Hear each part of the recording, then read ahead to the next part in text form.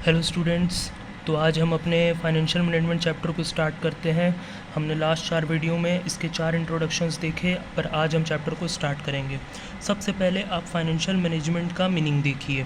Financial management का meaning कुछ इस प्रकार है कि efficient acquisition of finance, efficient utilisation of finance and efficient distribution and disposal of surplus for smooth working of the company. मुझे पता है आप लोगों को ऐसे नहीं समझ में आया होगा, सिंपल तरीके से समझिए। देखिए, फाइनेंस मैनेजर, एक कंपनी में फाइनेंस मैनेजर जब फाइनेंशियल मैनेजमेंट करता है तो वो फाइनेंशियल मैनेजमेंट करते हुए 3 डिसीजंस लेता है। वो 3 डिसीजन क्या क्या है?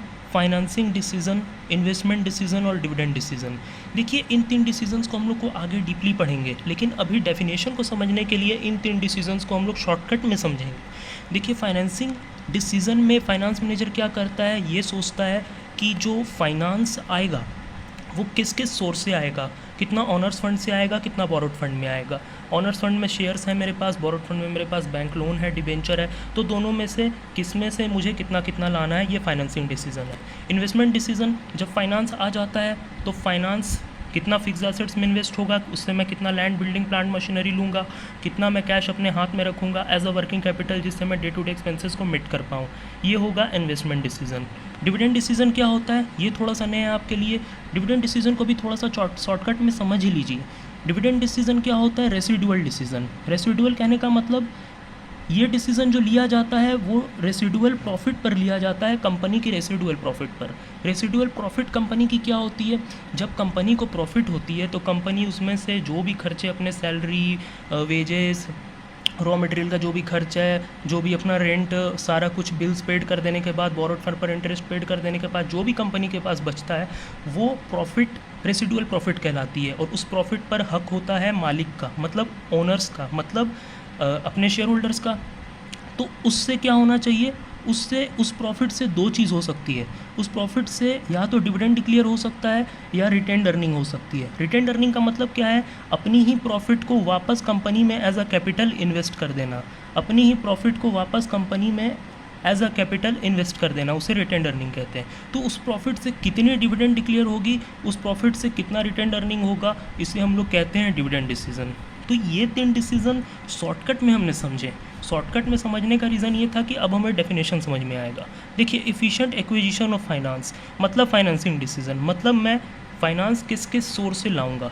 Efficient utilisation of finance, utilisation मतलब इन्वेस्टमेंट डिसीजन, मतलब मैं फाइनेंस कैसे यूज़ करूँगा, कितना कहाँ पर यूज़ करूँगा। फिर efficient distribution and disposal of surplus for smooth working of the company, मतलब डिविडेंड डिसीजन, मतलब जो मेरे पास रेसिडुअल प्रॉफिट बचेगी उसमें से मैं कितना डिविडेंड और कितना रिटेन्ड अर्निंग मैं करूँगा। यही होता है फाइनेंशियल मैनेजमेंट का मतलब, जो फाइनेंस मैनेजर कंपनी में करता है। नेक्स्ट टॉपिक देखिए। नेक्स्ट टॉपिक है objective of financial management. Financial management का ऑब्जेक्टिव क्या है? देखिए, the main objective of financial management यही है कि शेयर होल्डर्स की वेल्थ मैक्सिमाइजेशन होनी चाहिए। शेयर होल्डर्स की वेल्थ मैक्सिमाइजेशन होनी चाहिए। वेल्थ मैक्सिमाइजेशन कहने का मतलब आगे समझिए। Wealth maximisation means to increase the capital invested in the business by the shareholder. Wealth maximisation का मतलब ये होता है कि जो कैपिटल इन्वेस्ट करी है शेयर होल्डर ने बिजनेस में, उस कैपिटल को इंक्रीज़ करना। वो कैपिटल कैसे इंक्रीज़ होगी, बात को समझिए। शेयर होल्डर्स की वेल्थ निकाली कैसे जाती है, पहले ये समझिए। देखिए, number of shares into market price पर शेयर।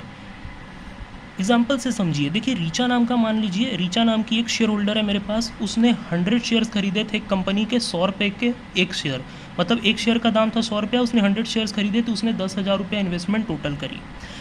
आफ्टर 1 मंथ क्या हुआ, उसका पर शेयर का दाम बढ़ के उस कंपनी का हो गया 120 रुपया। तो उसने कितने शेयर इन्वेस्ट करे थे? रीचा ने 100, तो उसकी कैपिटल कितनी हो गई? 12,000 की। तो ये होता है वेल्थ मैक्सिमाइजेशन, ये होता है कैपिटल का इंक्रीज़ होना। जैसे कि मैंने ऊपर आपको बताया, रीचा की कैपिटल इंक्रीज़ हो गई, रीचा की कैपिटल इन्वेस्टमेंट इंक्रीज़ हो गई कंपनी में, रीचा को प्रॉफिट हो गया। लेकिन अगर मान लीजिए यही पर शेयर का दाम 80 रुपया हो जाए और रीचा ने 100 शेयर में इन्वेस्ट करके रखा हुआ है, तो 8,000 रुपये उसकी कैपिटल हो जाएगी। यहाँ पर कैपिटल डिक्रीज़ हो गई, यहाँ पर कैपिटल इंक्रीज़ हो गई। मुझे ये सिचुएशन चाहिए, मुझे वेल्थ मैक्सिमाइजेशन करनी है, जो कि मेन ऑब्जेक्टिव है फाइनेंशियल मैनेजमेंट की। वेल्थ मैक्सिमाइजेशन अब होगी कैसे? वेल्थ मैक्सिमाइजेशन क्या है ये तो मैंने समझ लिया। वेल्थ मैक्सिमाइजेशन होगी कैसे? तो इसके लिए फाइनेंस मैनेजर को बहुत इफ़िशिएंटली काम करना पड़ेगा। और ये जो 3 डिसीजंस हैं, फाइनेंसिंग डिसीजन, इन्वेस्टमेंट डिसीजन और डिविडेंड डिसीजन, ये बहुत केयरफुली लेने पड़ेंगे। जब वो इन डिसीजंस को केयरफुली लेगा तब होगा यहाँ पर वेल्थ मैक्सिमाइजेशन। अगर किसी को शेयर होल्डर्स की कैपिटल इन्वेस्टमेंट निकालनी अगर नहीं आती है तो वो इस तरीके से निकाली जाती है, number of shares into market price पर शेयर। तो अब हमारा नेक्स्ट टॉपिक ये होगा कि हम इन तीनों डिसीजंस को डीपली समझें, ताकि ये जो टॉपिक हम अभी समझे हैं मुझे और ज़्यादा क्लियर तरीके से समझ में आए कि फाइनेंसिंग डिसीजन, इन्वेस्टमेंट डिसीजन और डिविडेंड डिसीजन होता क्या है। तब एक्चुअल में हमें फाइनेंस मैनेजर का रोल पता चल पाएगा कंपनी में। आज की टॉपिक हमारा यहीं पर रहेगा। आज हमने डेफिनेशन और ऑब्जेक्टिव ऑफ फाइनेंशियल मैनेजमेंट को समझा है। बाकी का नेक्स्ट क्लास। Thank you.